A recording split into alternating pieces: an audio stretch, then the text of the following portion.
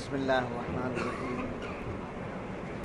الحمد للہ رب العالمین والصلاة والسلام علی سید الانبیاء والمرسلین وعلی آلہ واصحابہ اجمعین اما بعد فقد قال اللہ تبارک وتعالی فی شان حبیبہ الکریم ان اللہ وملائکتہ یصلون علی النبی یا ایہا الذین آمنوا صلوا علیہ وسلموا تسلیما اللہم صل علی سیدنا محمد وعلی آل سیدنا وبارک وسلم اللهم صل على سيدنا محمد وعلى آل سيدنا محمد وبارك وسلم اللهم صل على سيدنا محمد وعلى آل سيدنا محمد وبارك وسلم فقد قال الله تبارك وتعالى في القرآن المجيد والفرقان الحميد فأعوذ بالله من الشيطان الرجيم بسم الله الرحمن الرحيم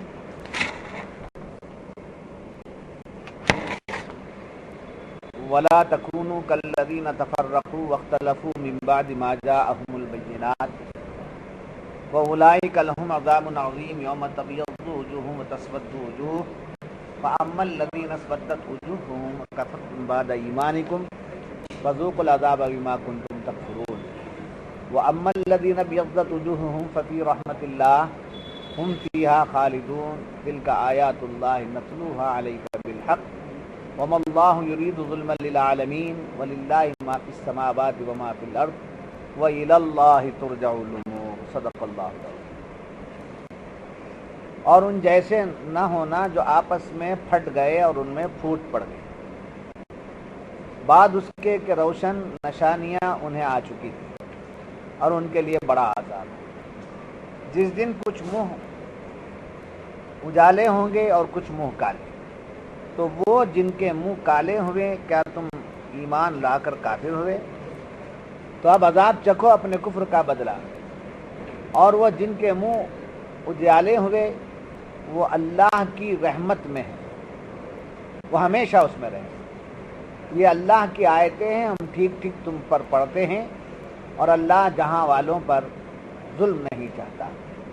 اور اللہ ہی کا ہے جو کچھ آسمانوں میں ہے اور جو کچھ زمین میں ہے، اور اللہ ہی کی طرف سب کاموں کی رجوع ہے۔ تم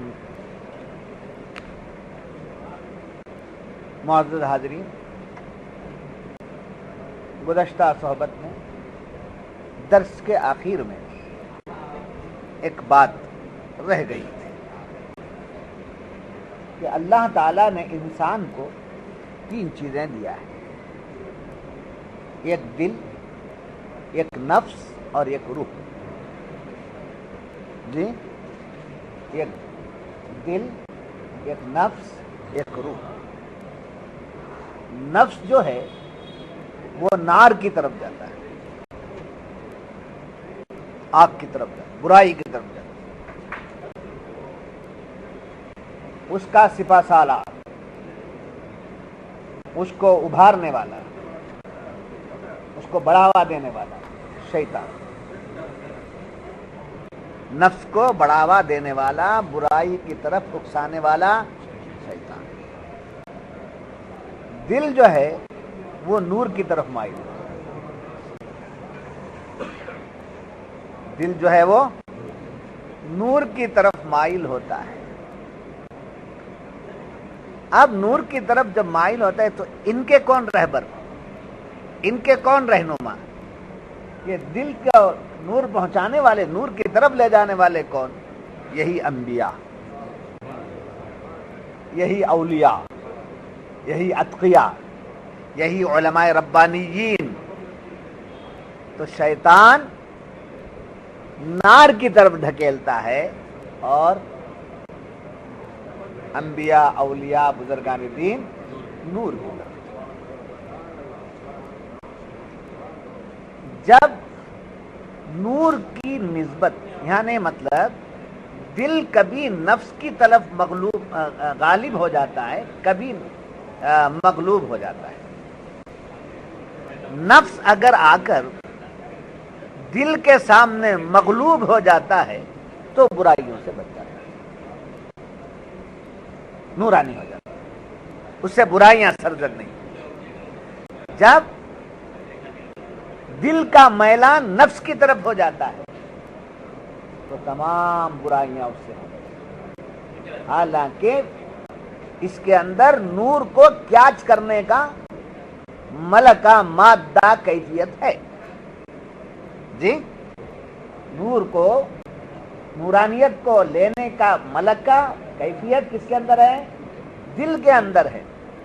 اور نفس جو ہے وہ نار ہی نار اپنے طرف رکھتا ہے، اس کی طرف برائی ہی برائی ہے. نفس شرارت ہی شرارت کرتا ہے. جب اس نفس کا میلان دل کی طرف ہو جاتا ہے تو کیا کرتے ہیں؟ فرماتے ہیں کہ تعاون کرنے لگتا ہے، وہ دل کا تعاون کرنے لگتا ہے، دل کا مددگار ہو جاتا ہے. تو فرماتے ہیں پہلی جماعت کو منفقین کہتے ہیں اور دوسری جماعت کو متقین کہتے ہیں. تو چہرہ جن کا سیاہ ہوتا ہے، چہرہ جن کا نورانی ہوتا ہے، اس کی علامتیں کیا ہیں؟ تو چہرہ برائیوں کی وجہ سے، نفس کی شرارتوں کی وجہ سے، نفس کے تابع ہو جانے کی وجہ سے چہرہ کیا ہو جاتا ہے؟ اس کا سیاہ ہو جاتا ہے. اور جب نورانیت کی طرف آتا ہے، اور روح جو ہے ایمان کا مرکز ہے، اب روح چھپی ہوئی ہے، یہ نفس اور دل کے دو کام چل رہے ہیں دنیا میں. تو قیامت میں جن کے چہرے نورانی ہوں گے، وہ جو ایمان چھپ کر تھا وہ چہرے سے ظاہر ہوگا.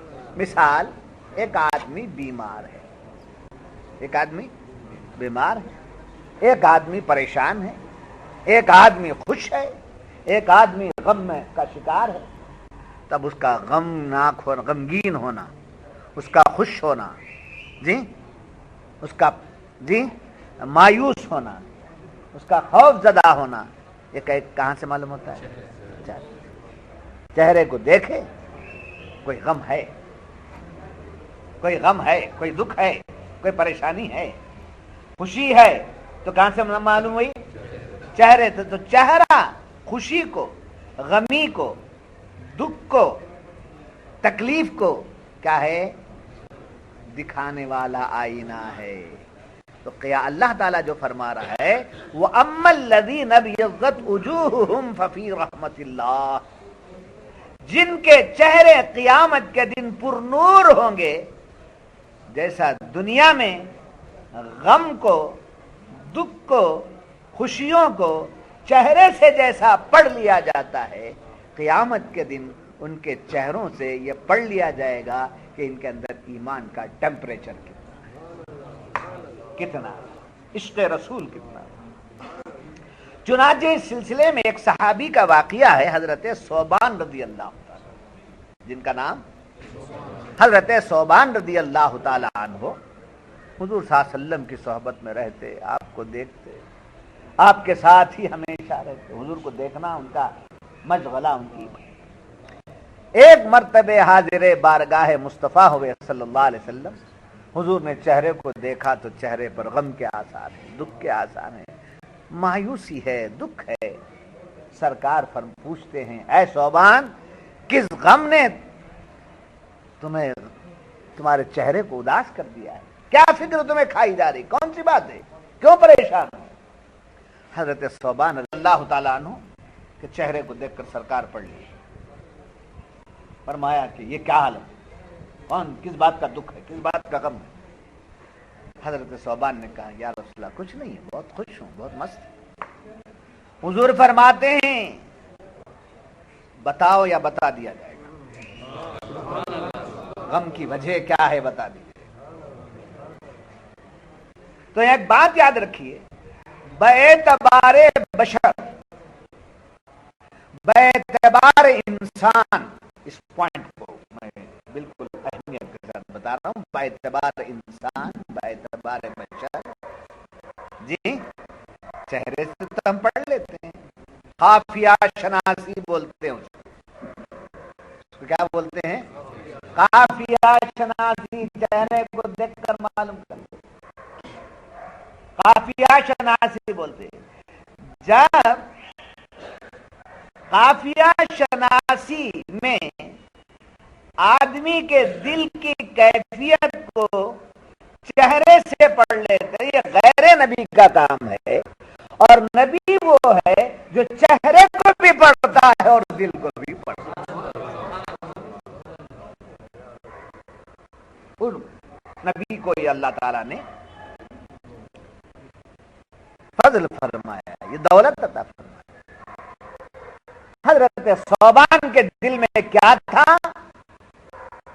حضور نے فرمایا کہ بتاؤ یا بتا دیا جائے؟ کھڑے ہو، یا رسول اللہ میرے ماں باپ آپ پر قربان جائیں۔ بس یہ دو باتیں ہیں جو بڑے دکھی کر دی ہیں۔ یہ ایک بات تو یہ ہے کہ میں آپ کو دیکھے بغیر رہتا نہیں، آپ کو دیکھنا میرا صبح و شام کا مشغلہ ہے، آپ ہی کی صحبت میں رہتا ہوں، آپ کے ساتھ میں رہتا ہوں، آپ کو دیکھتا رہتا ہوں۔ یہ دو باتیں ایسی آ گئی ہیں جو مجھ کو غمگین کر دی ہیں۔ ایک بات تو یہ ہے کہ اس دنیا سے سب کو جانا ہے، اگر آپ سے پہلے میں چلا جاؤں تو الگ بات، اگر میرے سامنے آپ پردہ فرما جائیں تو میں کس کو دیکھوں؟ میں کس کو دیکھوں؟ ایک تو بات یہ ہے، آپ کو دیکھے بغیر مجھے چین نہیں، اگر آپ پہلے پردہ فرما گئے میں کسے دیکھوں؟ دوسری بات یہ کہ آپ تو امام الانبیاء ہیں، سید الانبیاء ہیں، تمام رسولوں کے رسول ہیں، قیامت میں آپ کا مقام بہت اونچا ہے، اس جگہ اگر میں نہ پہنچوں، اس مقام پر تو میں نہیں پہنچ سکتا ہوں، وہاں اگر آپ کو دیکھنا چاہوں تو کیسے دیکھوں؟ یہ دو باتیں ہیں جو مجھے کھائی جا رہی ہیں، دن کا چین اڑ گیا ہے، رات کی نیند اڑ گئی ہے یار۔ تب حضور کچھ اپنی زبان سے فرماتے، وہ حدیث ہو جاتی، اور کچھ سمجھے سرکار صحابی کو تسلی دے رہے ہیں، یہ بات ہو جاتی، سرکار وہاں خاموش ہو جاتے ہیں، جہاں حضور خاموش ہوتے ہیں وہاں قرآن آتا ہے، جہاں حضور خاموش ہو جاتے ہیں وہاں قرآن آتا ہے۔ اب ان کا جواب سرکار ارشاد فرمایا، اس سے پہلے جبریل امین کو رب نے فرمایا جاؤ جاؤ میرے محبوب کے عاشق کے عشق کا پیغام لے کے جاؤ، جواب لے جاؤ اس کے چاہت کا۔ تو 5ویں پارے میں وہ آپ کو آیت ملے گی، من یطع اللہ والرسول فاولئک مع الذین انعم اللہ علیہم من النبیین والصدیقین والشہداء والصالحین وحسن اولئک رفیقا۔ جو اللہ اور اس کے رسول کی اطاعت کرے گا تو اللہ اور اس کے رسول کی اطاعت کی نسبت سے قیامت کے دن اس کا حشر نبیوں کے ساتھ ہوگا، صدیقین کے ساتھ ہوگا، شہداء کے ساتھ ہوگا، صالحین۔ یہاں مفسرین فرماتے ہیں کہ کس کے بارے میں فکر مند ہوئے حضرت ثوبان؟ حضور صلی اللہ علیہ وسلم کے دعوت، تو جواب اتنا ہی ملنا چاہیے تھا، مگر جواب بڑی طوالت کے ساتھ مل رہا ہے، بڑی وضاحت کے ساتھ جواب مل رہا ہے کہ نبی کو چاہتا تھا دنیا میں نبی کے ساتھ، صدیق کو چاہتے تھے تو صدیقوں کے ساتھ، شہداء سے محبت رکھے تو شہداء کے ساتھ، اور نیک لوگوں سے محبت رکھے تو نیک لوگوں کے ساتھ۔ تو جن کے چہرے نورانی ہو کر قیامت کے دن اٹھائے جائیں گے، ان کے چہروں سے کیا چھلکے گا؟ جو ایمان، جو عشق دل میں چھپا ہوا تھا وہ چھلکے گا۔ کالا گورا ہونا یہاں وہ بات نہیں ہے، کالے کا چہرہ بھی پر نور ہوگا، جیسا کہ میں نے گزشتہ بلال حبشی کے بارے میں کہا۔ جی تو معلوم ہوا نفس دل کے تابع ہو جائے، یہی کامیابی، اس کو رگڑنا ہے۔ کس کو رگڑنا؟ ہاں، بے نفس آدمی دنیا میں نہیں ہے، دنیا میں بے نفس ہر ایک کے ساتھ نفس۔ نفس کی میننگ ہم نے کیا کی؟ خواہشات کی طرف جانا، عورتوں کی خواہش، نفسانی خواہش بڑھ گئی، شہوت بڑھ گئی، ادھر جانا، یہی ایک خواہش نہیں ہے۔ اپنی عزت کو طلب کرنا، یہ بھی خواہش، میری عزت ہو جائے، مجاہد ہو جائے، میرا نام بڑھ جائے، جی مجھے دولت بہت زیادہ مل جائے، یہ بھی نفس کی شرارت ہے، میں آرام کے ساتھ رہوں۔ اسی لیے حضور صلی اللہ علیہ وسلم فرماتے ہیں کہ دین کے بارے میں اپنے سے افضل کو دیکھو، دین کے بارے میں بڑے کو دیکھو، دنیا کے بارے میں اپنے سے چھوٹے کو دیکھو، کمزور کو دیکھو، غریب کو دیکھو، گھر میں ہیں تو جھونپڑی والے کو دیکھو، گھر میں ہیں تو جھونپڑی والے کو دیکھو۔ اس سے کیا پیدا ہوتا ہے؟ اللہ کا شکر ہے، مولا تیرا کتنا بڑا احسان ہے کہ تو نے مجھے رہنے کے لیے گھر تو دیا، سایہ تو دیا، اگر ویسے ہی ہو جاتا ویسے ہی رکھ دیتا تو میں کیا کر سکتا تھا۔ دین میں سے اپنے اعلیٰ کو دیکھو۔ اگر ہم فرض نماز میں آ رہے ہیں تو کمال کی بات نہیں ہونا چاہیے تکبیر تحریمہ میرے سے ایک آدمی سے ناغا نہیں ہوتی ہے، ارے وہ میرے سے کتنا افضل ہے کہ پہلی صف میں بیٹھتا ہے، تکبیر تحریمہ میں شریک رہتا ہے، جی۔ تو دین کے بارے میں اپنے سے اونچے کو دیکھو، دنیا کے بارے میں اپنے سے چھوٹے کو دیکھو۔ ایک مرتبہ شیخ سعدی رحمت اللہ علیہ کا واقعہ ہے۔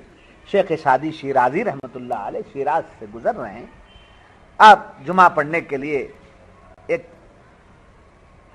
مسجد کے سمجھے میں پہنچے، وہاں دیکھا آپ جا رہے ہیں برہنہ پیر، آپ کے پیر میں جوتا نہیں، لوگ اتنے جوتے والے، اتنے مالدار، آپ کے دل میں بات یاد آئی کہ اللہ نے مجھے کیسا رکھا ہے، پیر کو جوتے تک نہیں، جی پیر میں جوتے تک نہیں ہے، کیا حال میرا ہو گیا ہے، کیا ہے؟ اسی فکر کو لے کے آپ مسجد میں پہنچے، چوکھٹ پر پہنچے، دروازے پر پہنچے تو وہاں ایک شخص بیٹھا ہوا ہے جو مانگنے کے لیے بیٹھا ہے، اس کے دو پیر بھی نہیں، اس کے دو پیر نہیں ہیں۔ شیخ سعدی کی آنکھوں سے آنسو آ گئے، خدا کا شکر ادا کیا کہ میں نے کیا کہہ دیا، اے مولا تیرا احسان ہے، میرے تو جوتے نہیں ہیں مگر اس کے پیر ہی نہیں ہیں، اگر مجھے ویسا بنا دیتا تو کیا۔ سمجھے؟ معرفت، تصوف، انہی چیزوں کا نام، الگ ڈائلاگوں کا نام معرفت نہیں ہے، پیری مریدی اس کا ڈائلاگوں کا نام نہیں، تفکر کا نام، فکر مند ہو جانا، آفاق میں بھی دیکھنا، انفس میں بھی دیکھنا، اپنے میں بھی اس کے جلوے دیکھنا، باہر بھی اس کی قدرت دیکھنا، اس کی قدرت باہر دیکھ کر فکر کرنا، اندر کو دیکھ کر فکر کرنا، یہی ہے معرفت، یہی ہے تصوف۔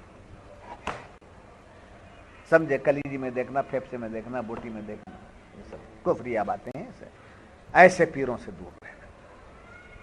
تو ہم کو تحت قرآن و حدیث راستہ نہ دکھائیں، وہ رہبر نہیں ہو سکتے کسی بھی حالت میں۔ تو بہرحال عرض کر رہا تھا کہ دل میں جو کفر اور ایمان ہے، دل میں جو یہ کفر اور ایمان دل میں ہے، ظاہر میں مان لیں گے ہم یہ ایمان والا ہے، یہ کافر ہے، ظاہر کو دیکھ کر کہہ دیں گے وہ ادھر جا رہا ہے، وہ وہاں کا ہے، یا ادھر آ رہا ہے یہاں کا ہے، مگر قیامت کے دن فیصلہ ہوگا، جس کا کہ دل میں کفر تھا اس کا چہرہ سیاہ ہوگا، اور جس کے دل میں ایمان تھا اس کا چہرہ نورانی ہوگا۔ سمجھے؟ قرآن فرما رہا ہے، اسی واسطے فرمایا گیا کہ جب وضو کرو تو یہ دعا پڑھو، اللہم بیض وجہی یوم تبیض وجوہ وتسود وجوہ، اے مولا میرے چہرے کو نورانی بنا، جس دن چہرے سیاہ ہوں گے اس دن میرا چہرہ سیاہ نہ پڑے۔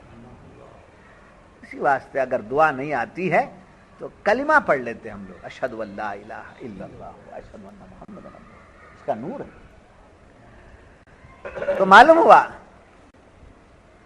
ایمان والوں کی جماعت سے ہمارا تعلق قائم رہنا چاہیے۔ یہ رہا گزشتہ آیات کی باتیں۔ اب چلیے آج کی آیتوں میں جو بیان ہو رہا ہے وہ یہ کہ تلک آیات اللہ نتلوہا علیک بالحق، یہ اللہ کی آیتیں ہیں کہ ہم ٹھیک ٹھیک تم پر پڑھتے ہیں، کیا اللہ کی آیتیں؟ آیت سے مراد صرف قرآن کی آیت نہیں ہے، اللہ کی نشانیوں کو اللہ کی آیت کہا جاتا ہے۔ اللہ کی نشانیوں کو اللہ کی آیت کہا جاتا ہے۔ تو یہ آیتیں جو ہیں مفسرین فرماتے ہیں، گزشتہ آیتوں میں کافروں پر سختی کی بات آئی تھی، اب اس آیت میں فرمایا جا رہا ہے کہ ہم کسی پر ظلم نہیں کرتے، ہم کسی پر، اللہ کسی پر ظلم نہیں کرتا، مگر وہ خود اپنے کرتوت کی وجہ سے اس پوزیشن میں پہنچ جاتے ہیں۔ سمجھے؟ کافر کو جہنم میں ڈھکیلنا اللہ نہیں چاہتا، برائے گناہ گار کو عذاب دینا اللہ نہیں چاہتا۔ اگر اللہ گناہ گار کو عذاب دینا چاہتا تو پیغمبروں کو بھیجنے کی ضرورت نہیں تھی، کافروں کو جہنم میں ڈھکیلنا چاہتا تو پیغمبروں کو بھیجنے کی ضرورت نہیں تھی۔ پیغمبر آئے، پھر آخر الزماں پیغمبر ہمارے آقا تشریف لائے، پھر صحابہ کو آپ نے پوری دنیا میں بھیج دیا، پھر ان صحابہ کی محنتوں سے اولیاء اللہ کام کرنے لگے، بزرگان دین کام کرنے لگے، آج بھی علماء کرام کام کرتے ہیں، علماء ربانیین کام کرتے ہیں۔ یہ سب سلسلہ کیوں جاری ہے؟ اس لیے کہ خدا نہیں چاہتا، حالانکہ خدا نے جہنم بھی پیدا کی ہے اور جنت بھی پیدا کی ہے، خدا یہ چاہتا ہے کہ سب کے سب جنت میں آ جائیں۔ خدا یہ نہیں چاہتا کہ میرے بندے جہنم میں جائیں۔ کیا کرم ہے خدا تبارک و تعالیٰ کا۔ ایمان والا رائی کے دانے کے برابر ایمان رکھنے والا اپنے گناہوں کی وجہ سے جہنم میں چلا گیا، ایک آدمی اس کا رشتہ دار جنت میں چلا گیا، تو جس کو جنت ملنا ہے وہ جنت ملی، جس کو جہنم میں جانا ہے وہ جہنم میں۔ اب جنت میں جا کر دیکھتا ہے کہ میرا فلاں رشتہ دار نہیں ہے، جس سے میں دنیا میں تعلقات رکھا تھا وہ نہیں ہے۔ رب کی بارگاہ میں بندہ عرض کرتا ہے، مولا میرا فلاں رشتہ دار نہیں ہے، میں اس کے بغیر کیسے رہ سکتا ہوں؟ تو سرکار دو عالم صلی اللہ علیہ وسلم کے ارشاد کے مطابق حدیث میں آیا ہے، اللہ اس کو حکم دے گا، اجازت دے گا، جاؤ دیکھو جہنم میں کہیں تمہارا رشتہ دار ہے کیا؟ اب اس جنتی کو جہنم میں بھیجا جائے گا، مگر وہ جہنم میں جلانے کا پاور ہے، مگر اس کے لیے وہ جہنم جلانے کا اختیار کھو جائے، جلانے وہ داخل ہوگا، اپنا رشتہ دار اپنا ساتھی جو بھی ہے اس کو نکال کر جہنم سے جنت میں لے آئے گا۔ تو یہاں کیا بتانا مقصد ہے، اس سے کیا بات معلوم ہو رہی ہے؟ اللہ کسی بھی بندے کو، گناہگار سے گناہگار کو جہنم میں ڈالنا پسند نہیں کرتا ہے۔ تو اب یہ کافروں کو جو جہنم دے دی گئی ہے، ہمیشہ ہمیشہ کے لیے دیا گیا ہے، ان کے کفر کی وجہ سے وہ جا رہے ہیں، مگر خدا ان کو بھی جہنم میں ڈالنا نہیں چاہتا۔ سارے نشانیات آ جانے کے بعد، ساری باتیں آ جانے کے بعد، نبیوں کی نسبت سے باتیں آ جانے کے بعد، سمجھ لینے کے باوجود جب وہ کفر کی طرف رہے تو جہنم کو انہوں نے اپنا لیا، جہنم کو انہوں لوگوں نے اپنا لیا۔ تو فرما رہا اللہ تعالی کسی کو جو ہے کسی پر کیا نہیں فرماتا، ظلم نہیں فرماتا، یہ اپنی بدکاریوں کی کیا پاتے ہیں، سزا پاتے ہیں۔ سزا تو ظاہر بات ہے سب کو ملے گی۔ تو جہنم میں جانا کیا ہے، یہ منشاء حق، اللہ کی مرضی نہیں، یہ نہیں بول سکتے اللہ جسے جہاں چاہتا بھیج دیتا۔ اللہ تعالیٰ سب کو جنت دے، یہاں تک کہ حضور صلی اللہ علیہ وسلم رحمت للعالمین ہے، اللہ کی رحمت کا پرتو ہے، اس کی شان رحیمیت اور رحمانیت کا ایک پرتو ہے سرکار کی رحمت۔ سرکار کی رحمت کا ایک پرتو ہے سارے عالم کی رحمت۔ جی اب حضور کی رحمت کا عالم ملاحظہ کیجئے تو آپ کو پتا چلے کہ حضور صلی اللہ علیہ وسلم ہمیشہ اللہ سے بندوں کی ہدایت کی دعا جی الہ العالمین، میں نے ڈیوٹی پوری کر دی، میں نے تیرے بندوں کو پیغام پہنچا دیا، میں نے فلاں کو دے دیا، میرا کام ہو گیا، نہیں، یہ نہیں عرض کر رہے رب کی بارگاہ میں کہ مولا میری امت تیرے بندے سب کے سب جنت میں چلے گئے، سب کو جنت کی طرف بلانا چاہتے، سب کو ایمان کی طرف بلانا چاہتے۔ اللہ تعالیٰ فرماتا ہے محبوب یہ آپ کی محبت ہے امت سے کہ آپ سب کو ایمان والا دیکھنا چاہتے ہیں، مگر ہماری منشا بھی یہی ہے کہ ہم اسی کو آپ کے قابل بنائیں، اسی کو آپ کے ساتھ کریں گے جو اس آپ کے ساتھ رہنے کے قابل ہو، اس کو ہم جانتے ہیں، وہ ہمارے علم میں ہے، وہ کیسے جاننے والا ہے۔ تو اللہ تعالیٰ کسی پر کیا نہیں فرماتا ہے؟ ظلم نہیں فرماتا ہے۔ ارشاد فرمایا کہ تلک آیات اللہ نتلوها علیک بالحق، یہ اللہ کی آیتیں ہیں جو تم پر تلاوت کی جاتی ہیں، یا جو حق ہیں۔ یہاں پر مفسرین کرام ایک بات بیان کرتے ہیں، وہ یہ کہ اللہ نے قرآن کریم کو جو نازل فرمایا، اللہ نے قرآن کریم کو جو نازل فرمایا وہ جبریل امین کے ذریعے بھی قرآن آیا، اور بعض باتیں قرآن کی ڈائریکٹ نبی کے قلب پر وارد جی، جیسے معراج کا مہینہ ہے، آرام معراج کا واقعہ، اس میں جبریل امین رہ گئے سدرۃ المنتہا پر اور حضور گئے اور آگے اللہ سے آپ نے باتیں کی، تو قرآن وہاں کیا کرا؟ فَأَوْحَا إِلَىٰ عَبْدِهِ مَا أَوْحَا، بس اس نے وحی کی اپنے بندے کی طرف جو کچھ کیا اس نے وحی سب کچھ دیا۔ فَأَوْحَا، بس اس نے وحی کی إِلَىٰ عَبْدِهِ، اپنے بندے کی طرف۔ وہ کون بندہ ہے؟ مفسرین کا، تمام مفسرین کا اتفاق ہے عبدہ سے مراد ذات محمد رسول اللہ صلی اللہ علیہ وسلم۔ اب وہاں جبریل نہیں ہے، وہاں جبریل نہیں ہے، وہاں ڈائریکٹ نبی کی ذات ہے، پروردگار دو عالم کا کرم۔ تو قرآن فرماتا ہے کہ ہر آیت اللہ کے نبی پر آئی تو جبریل کی معرفت بھی آئی، جبریل کے بغیر بھی آئی۔ اب دیکھیے یہاں مفسرین نے ایک اور بات بڑی پیاری لکھی ہے کہ دیکھو قرآن کریم ہے کیا، قرآن کریم کیا ہے؟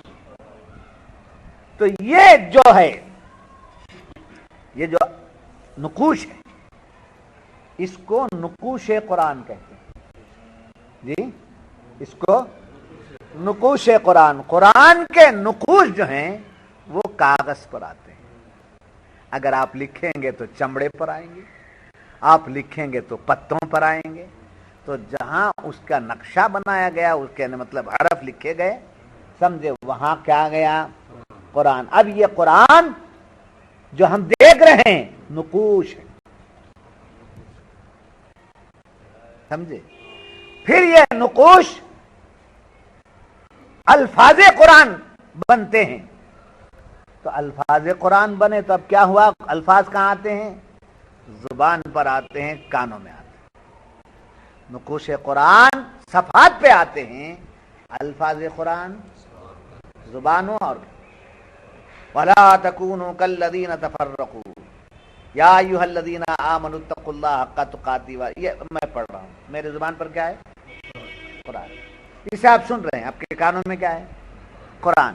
تو نقوش قرآن کاغذات پر، الفاظ قرآن زبان اور کانوں میں۔ پھر فرماتے ہیں کہ پھر قرآن کے معنی،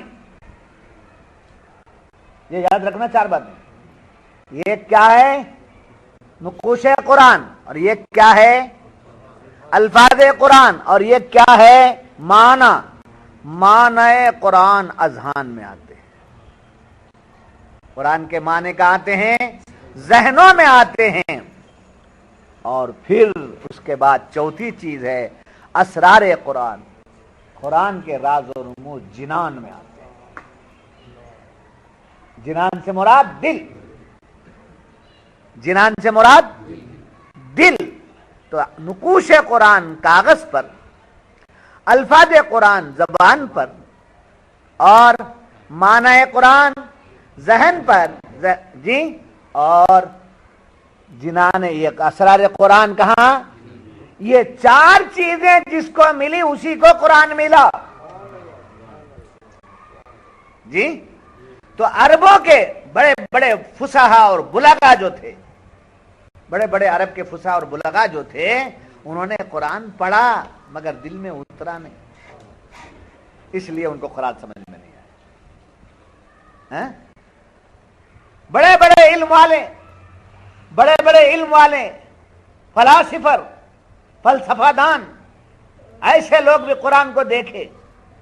آج بھی کچھ لوگ بڑا کام کرتے ہیں، بہت بڑا کام کرتے ہیں۔ ہم نے کنڑ قرآن دیا ہے، کورٹوں میں پہنچائے ہیں، جیلوں میں پہنچائے ہیں، وکیلوں کو دیے ہیں، یہ سمجھ بہت بڑا کام۔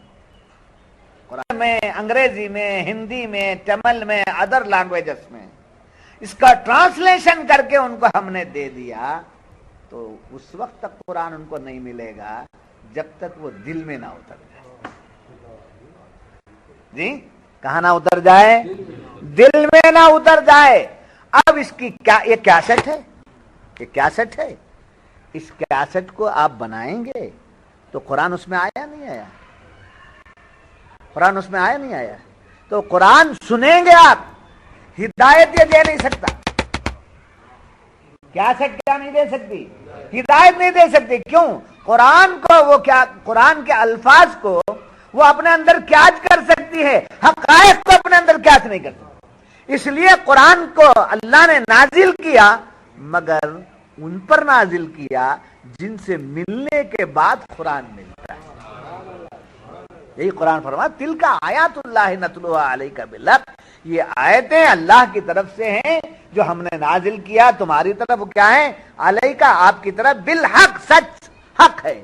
اس آیت کا کوئی جھٹلا نہیں سکتا، قرآن کا کوئی انکار کر نہیں سکتا۔ آپ کو واقعہ یاد ہوگا، آپ کو واقعات یاد ہوں گے کہ حضرت عمر رضی اللہ تعالیٰ عنہ حضور صلی اللہ علیہ وسلم کو قتل کرنے کے لیے نکلے جی، قتل کرنے کے لیے نکلے۔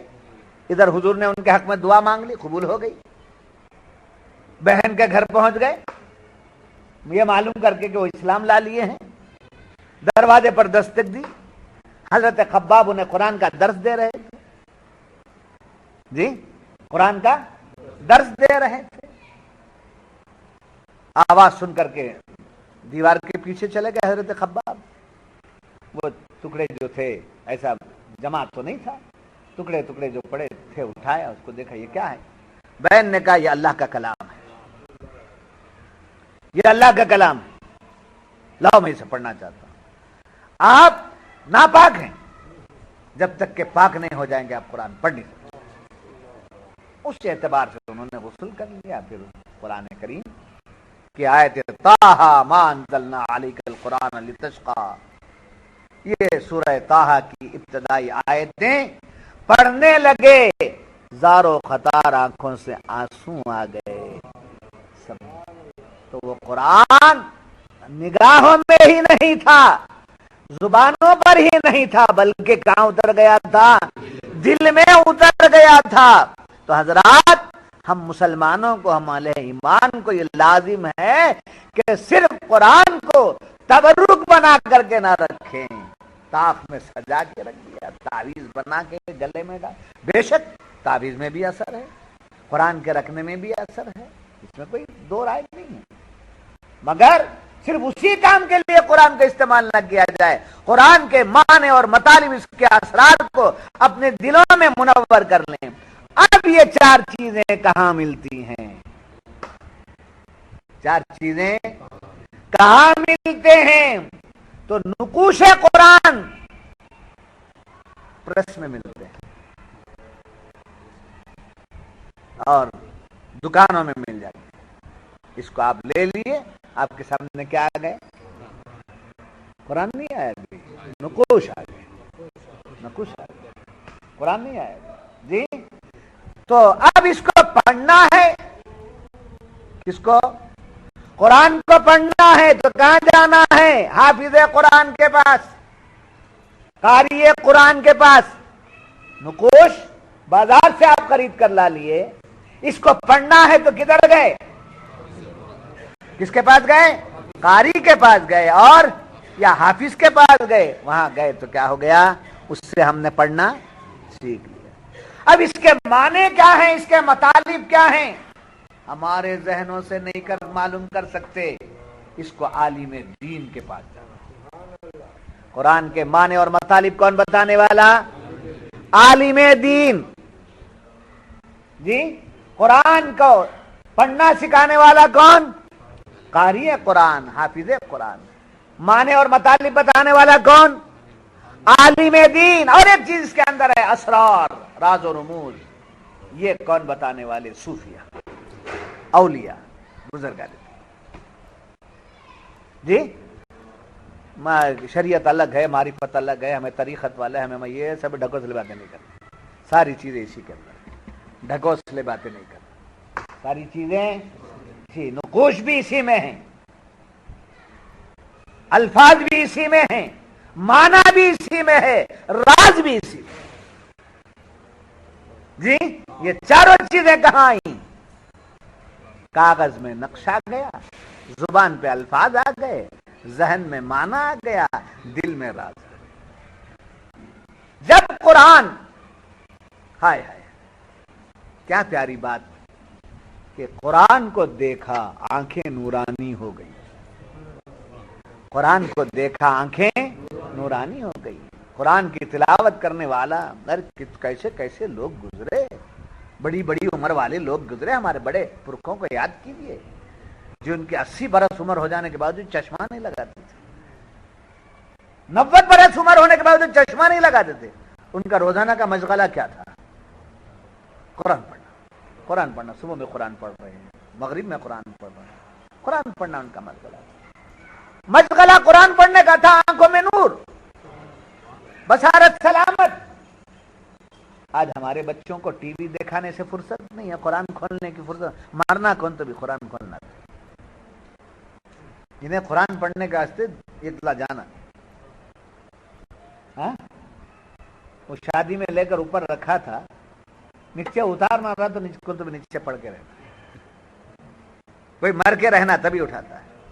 وہ بزرگان دین، میں اولیاء اللہ کی باتیں نہیں کر رہا ہوں، ہمارے ہی علاقے میں رہنے والے بڑی عمر کے لوگ، ہمارے دادا پردادا، نانا پڑنانا، ایسے لوگ جو گزرے. جی بڑی بڑھیاں، زمانے تک انہوں نے چشمہ نہیں لگایا. کیا کام تھا صبح قرآن. ایسی بوڑھیوں کو بھی ہم نے دیکھا ہے تو بغیر چشمہ لگائے کہ قرآن پڑھ. اور آج ٹی وی دکھا رہے ہیں، سنیما دکھا رہے ہیں، سیریل دکھا رہے ہیں. اس کا نتیجہ کیا ہوا؟ آنکھوں کا نور گیا. آنکھوں کا نور گیا. چھوٹی سی عمر میں بچہ جو ہے چشمہ لے رہا ہے. اور بڑی تعجب کی بات ہے کہ 30 ایئرس پورے نہیں کرتا لینس بھی ٹھکتا. کیا ہے یہ چیز؟ اس لیے کہ ہم نے قرآن کو چھوڑا، اس کا نور. تو قرآن کے نقوش کو دیکھنے سے کیا ہوتی ہے؟ آنکھوں کی روشنی اور بینائی سلامت رہتی ہے. قرآن کو پڑھتے رہنے سے زبان پاک ہوتی رہتی ہے. قرآن کو سننے سے ہمارے کانوں میں بری باتیں جانے سے محفوظ ہو جاتی. پیدا ہوا نہیں ہوا؟ پیدا نہیں ہوا. اب اس کے معنی مطالب جانے تو ہمارے ذہن کھلتے ہیں. آپ کو درس قرآن میں بلانے کا مقصد کیا ہے؟ چندہ لینا ہے؟ نام لینا کیا ہے؟ قرآن کے معنی اور مطالب آپ کو ہم بتاتے ہیں، اس کے تشریح بتاتے ہیں، یہ تاکہ آپ کے ذہن کھلیں. اگر آپ درس قرآن میں نہ آئے تو ہمارا تو کچھ بگڑنے والا نہیں. ہماری ذمہ داری آپ کو بلا کر کے سنائیں. تو اس سے کیا بنتے ہیں؟ بار بار قرآن کو سنتے رہنے سے کیا بنتے ہیں؟ معنی مطالب جاننے سے کیا بنتا ہے؟ ہمارا ذہن بنتا ہے. ذہن پراگندہ نہیں ہوتا. ذہن کیا نہیں ہوتا؟ گندا نہیں ہوتا، پراگندہ نہیں ہوتا. تو اب یہ معنی ذہنوں کو پاک کرتے ہیں، الفاظ زبان کو پاک کرتے ہیں، نقوش آنکھوں کو پاک کرتے ہیں، اور اسرار دل کو پاک کرتے ہیں، یہ دل کی پاکی لے کے جو مرتا ہے قیامت کے دن اسی کا چہرہ سفید ہوتا ہے، اسی کا چہرہ سفید۔ یہ اللہ کی آیت ہے، تلک آیات اللہ نتلوها علیک بالحق وما اللہ یرید ظلم للعالمین، اور اللہ نہیں چاہتا کسی پر ظلم کرنا، اللہ تعالیٰ نہیں چاہتا۔ پھر فرماتا ہے وَلِلَّهِ مَا فِي السَّمَاوَاتِ وَمَا فِي الْأَرْضِ، وَلِلَّهِ مَا فِي السَّمَاوَاتِ وَمَا فِي الْأَرْضِ، اور اللہ ہی کا ہے جو کچھ آسمانوں اور زمین میں، جی اس کا کوئی مالک نہیں، اس کا کوئی مالک نہیں، کوئی خالق نہیں۔ آسمان و زمین کی مخلوق کا خالق کون؟ اللہ۔ آسمان و زمین کا مالک کون؟ اللہ۔ تو اس کو سمجھنے کی ضرورت ہے۔ ہمارے گھر کا مالک کون؟ جی گھر کا مالک کون؟ زبانیں بند ہو گئی۔ مالک کے مکان، مگر قرآن بولتا اللہ کی ملک ہے، اللہ کی ملک ہے۔ زمین آسمان کی تمام چیزیں اللہ ہی کی ہیں، اللہ ہی خالق ہے، اللہ ہی اس کا مالک ہے۔ مگر میں آ کر پوچھوں آپ کے کس کا گھر؟ آپ نے کہا شہاب الحسن کا گھر ہے، آپ نے کہا عبد الجبار کا گھر ہے۔ تو اس کے مالک کون ہیں؟ اس کے اونر، انگریزی میں کہہ لیجئے اونر ہیں، اردو میں آ جائیے تو کیا ہے؟ مالک۔ مالک کے مکان کون ہے؟ تو آپ نے صدیق شاہ کو بتا دیا تو مالک مکان ہیں۔ ایک بات پتے کی بتا رہا سمجھنے کے لیے کہ اللہ ہی حقیقی مالک ہے۔ اب جو یہ مالک ہے یہ مالک مجازی ہے، یہ جو مالک ہے یہ مالک مجازی ہے۔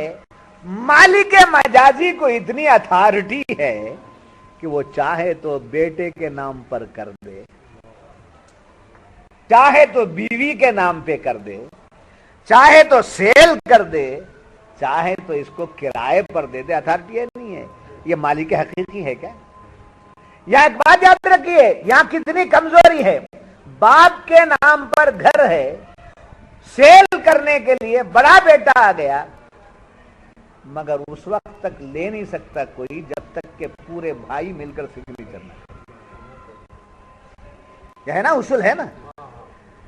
جب کہ باپ ہے اور باپ کے دستخط کے بغیر کوئی بیٹا سیل نہیں کر سکتا ہے، جی ہوا نا۔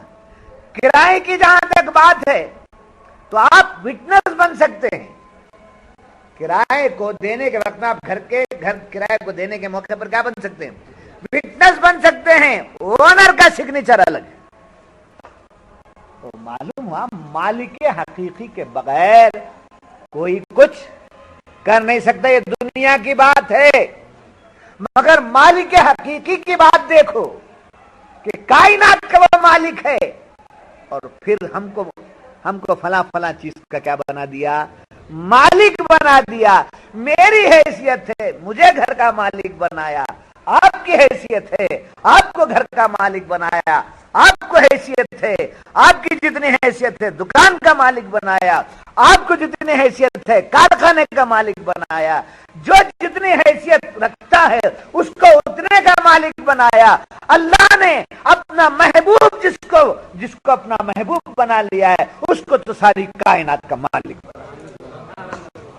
بس بات اتنی ہے، بات اتنی ہے، سمجھ کے چلیں گے تو ٹھیک ہے، اگر نہیں سمجھا کر کے لے کر چلیں گے حضور مالک ہے بولے تو شرک ہو گئے، بولے اللہ بھی مالک رسول بھی کیسے مالک؟ اللہ بھی مالک رسول اللہ بھی کیسے مالک ہے؟ دو مالک نہیں ہو سکتے، اللہ کی صفت ہے وہ شرک ہو جائے گا۔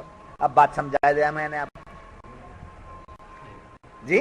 تو خود یہ ملکیت جس کی ہے، یہ دیکھیے مجھ کو کسی نے یہ تحفے میں دے دیا، اب اس کا انہوں نے کیا بنایا مجھے؟ مالک، میری چیز ہے۔ اب یہ ریکارڈ کرتے ہیں، تبلیغ کرتے ہیں، اس کی اشاعت کرتے ہیں، اتنے دنوں تک ان کے پاس ہے۔ اب میں نے کہا میری ملکیت واپس کیجیے، انہوں نے مجھے دے دیا، میں نے اٹھا کے انہیں دے دیا جی۔ ان کو دے کر واپس لے سکتا ہوں، ان کو دے کر واپس لے سکتا ہوں، مگر مالک حقیقی رب ذوالجلال نے ساری کائنات کو حضور کی ملکیت میں دے کر فرما دیا، محبوب میں نے آپ کو دے دیا ہے، جو چیز آپ جس کو دینا چاہیں دے دیجیے گا۔ جنت میں نے بنائی ہے، जन्नत मैंने बनाई है मगर जन्नत उसी को दूंगा जिसको आप मंजूर करेंगे, उसको आप मंजूर करेंगे। मंजूर करने का मतलब क्या? जो आपकी गुलामी में आकर आपको राजी कर लेगा मैं उसको जन्नत, आपकी गुलामी में आकर आपको राजी कर लेगा उसको क्या दूंगा? जन्नत दूंगा। जहन्नम मैंने ही बनाया है मगर मैं ढकेलना नहीं चाहता जहन्नम में। जो आपसे दूर हो जाएगा, जो आपसे दूर हो जाएगा तो मैं उसे, तो मालूम है जन्नत आपके करीब होने वाले को, जहन्नुम आपसे दूर। ये मेरी मिल्कियत है, मेरी तखलीक है, मेरी मिल्कियत है। वलिल्लाहि मा फिस समावाति व मा फिल अर्द, अल्लाह ही के लिए है सब कुछ, जो कुछ आसमानों और जमीन में। कोई नहीं कह सकता ये फलां का, ये फलां का है। अगर हुजूर सल्लल्लाहु अलैहि वसल्लम, हम जिस मुल्क में रहते हैं, हमारा ये मुल्क हिंदुस्तान है, इस पर सबका इत्तेफाक है। ताजिर भी आए, बादशाह भी आए इस मुल्क में, मगर इस मुल्क में गरीब नवाज है, इसका किसी को इनकार है? ख्वाजा मोइनुद्दीन चिश्ती है, इसका किसी को इनकार है? शाह खा सकता रजी अल्लाह अन्हु कहीं को बोलना, वो कहीं को बोलना, ये बात हो सकती है। रहमतुल्लाह अलैह बोलने में किसी को एतराज तो नहीं है। जी आए कि नहीं आए? गरीब नवाज आए ना, तो आए तो कहां भेजे हुजूर? हुजूर कहां भेजे? अजमेर भेजे। तो हिंदुस्तान भेजने की क्या जरूरत है? संजर वाले को हिंदुस्तान भेजने की क्या जरूरत थी? हिंदुस्तान में दिल्ली नहीं, पूना नहीं, बंबई नहीं, बल्कि कहां भेजे? अजमेर भेजे। अजमेर भेजे तो इसका मतलब यह हुआ कि सारी दुनिया अल्लाह ने पैदा की है, उसकी अथॉरिटी अपने महबूब को अल्लाह ने दी है, और आप जिसको जहां चाहें भेज। इस पर मैं इस जमाने की बात करने से बढ़कर आज हुजूर की हयात जाहिरा की बात करूंगा। आपने बारहा सुना है, समझे? हजरत रबिया रज़ी अल्लाह ताला ने, एक सहाबी, उनका काम क्या था? लोटा रखे, वुजू के लिए पानी रखा। खाली औलिया को, उलमा को, पीरों को, बुजुर्गों को देखकर हाँ जी ऐसा नहीं, गुलामी करना तब जाकर के नवाबी मिलेगी। दौलत पे तोलना नहीं, अहलुल्लाह को, उलमा को, बुजुर्गों का भी नहीं तोलना। हजरत से तो बड़ा लिफाफा है जी। दौलत पे तोलना नहीं, अपनी ताकत पे तोलना नहीं, अपने रुबाब पे तोलना नहीं, सब ला करके खदमा में डाल, तब जाकर के रंग चढ़ेगा।